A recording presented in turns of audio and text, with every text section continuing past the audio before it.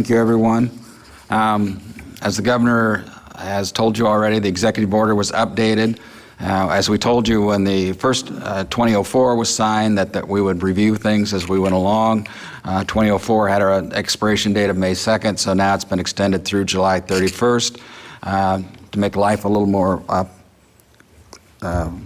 predictable, I guess, if it's predictable in these times for everyone.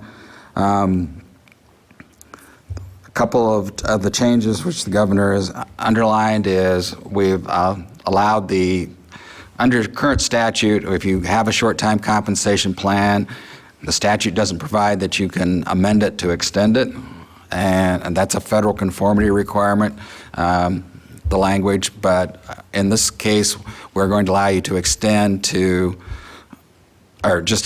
plan rather than refile a new plan and start it the day after the old plan expired, because everybody's got way more to do than that. So we'll be extending that plan. We clarified some provisions on reimbursable and contributory employers and the non-charging. The reimbursable employers are basically governmental entities and your 501c3 nonprofits, and they don't pay a tax into the system like a regular for-profit worker does. When benefits are charged, earned based upon wages in that employment, we send them a bill. So every once in a while we send Commissioner Bloomstead a bill and say, you owe us for these benefits, and he always cheerfully writes a check and we get paid. Contributory employers are experience-rated employers. They're a little different. They pay that quarterly tax, and then they create an experience account. Some benefits are charged to their account, some are not. Right now, with the continuation of the Executive Order 2004, that non-charging provision will carry out through August 1st. Those are the big highlights of the changes in the EO. Hey, John, I'm sorry, we also get a bunch of questions about people who are self-employed or contract workers. Could you address that a little bit? Yeah, and thank you, because that was what I wanted to go to next anyway. One of the reasons I'm not as prepared as I'd normally like to be is I just got off a conference call with USD because nearly all of those benefits for the self-employed and that come under the CARES Act, which is federal legislation. And how that works is the state is basically treated as an agent of the federal government, and they write the rules, they pay the money, and then they actually reimburse us for our costs of administering their plan. So under the CARES Act, the pandemic unemployment assistance is available to the self-employed, the gig workers, the hairdressers, the barbers, and all those that are traditionally not part of the unemployment system. We've been working furiously on the software. We have the software in test to make it go, but our instructions from the feds as of about 1 o'clock this afternoon were don't pay anything till we give you your actual guidance, and we think we'll get the guidance out to you in the next week to 10 days. Hopefully they can beat that timeline. But in the meantime, those individuals can go ahead and file, because one of the preconditions of those the PAU benefits is that you cannot be PUA benefits, sorry, is that you cannot be eligible for state unemployment benefits, and we're reading that to mean monetarily eligible. So if you aren't, you can go ahead and file. There's a question on COVID-19 in the process. You mark your COVID-19 shutdown, layoff. If you provide information in that claim about your self-employment that you've had, that'll help us in terms of the flag. When the feds give us the go-ahead and tell us the final rules, we'll quickly amend the software so you can do it all online at the first instance. So, John, will somebody need to reapply if they go and apply now, and you're waiting for the feds to go back and reapply, or will you reach out to them? We're marking those claims as they come through. We will automatically review every claim to see if they are entitled to PUA assistance. And so you don't have to come back in and do it again. And I would recommend that anyone go ahead and make their application now, because the benefits are payable as of this week. We got all the, I think it was Monday we had the press conference, we got all of the agreements signed and off to the feds on Saturday. So we can pay as to this week. When the feds will give us the go-ahead to pay as to this week, that's still be determined. But if you apply this week and start the process, you'll be eligible going back to this week. And that also reminds me of another good point under the CARES Act. as you all know, there's the federal pandemic unemployment compensation, FPUC, under that program, the $600 a week.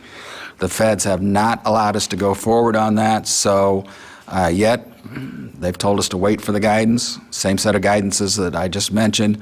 What we will do on those claims is go ahead and file your weekly certifications now. Keep filing. We will pay you whatever you're entitled to under the regular unemployment benefits, and then if we have to catch up at a later date, we'll catch up your payment. You don't need to do anything. Just get your claim on file, and we'll get everything processed for you.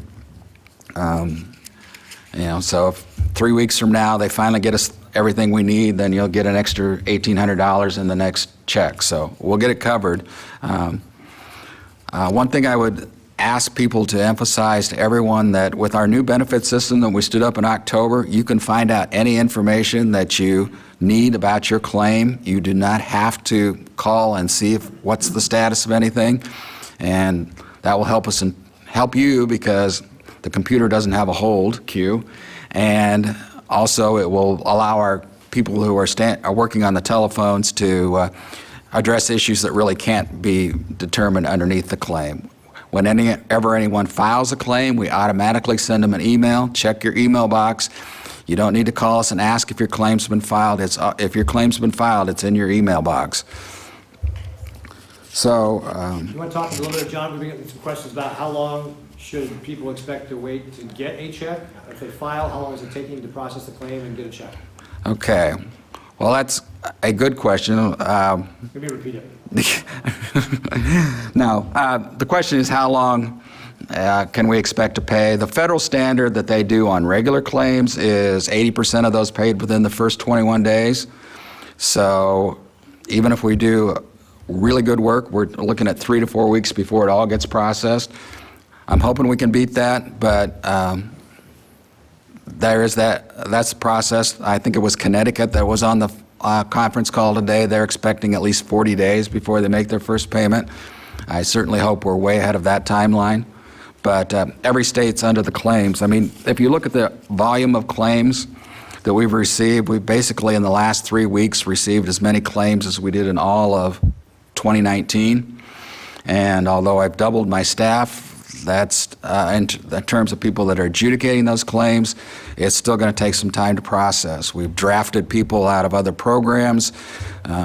Maybe they would say conscripted, but anyway, we've pulled them into the program to help with the unemployment claims and speed up the processing. We will go ahead and release. We were hoping today they would tell us we could go ahead and pay on the $600. They didn't, so we're going to go ahead and process any claim that's eligible right now under regular unemployment and get it out the door. And then, again, we'll catch up as we get down the road.